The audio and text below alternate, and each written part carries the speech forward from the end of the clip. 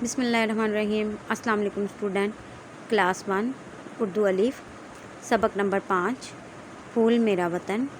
Student, کل ہم نے ریڈنگ میں پڑھا تھا پاکستان کے 4 صوبے ہیں اور ان کے نام پڑھے تھے، اور اس کے بعد ہم نے پاکستان کے جھنڈے کا رنگ، اور اس کے بعد ہم نے پاکستان کے مختلف علاقوں کی تصویروں کے بارے میں پڑھا تھا۔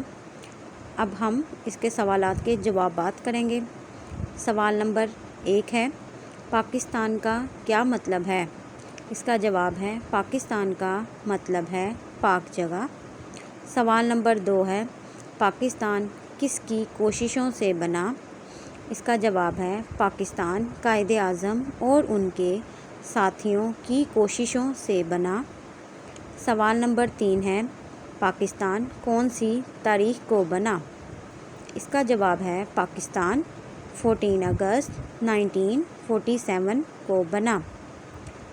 سوال نمبر 4 ہے، آپ پاکستان کے کون سے صوبے میں رہتے ہیں؟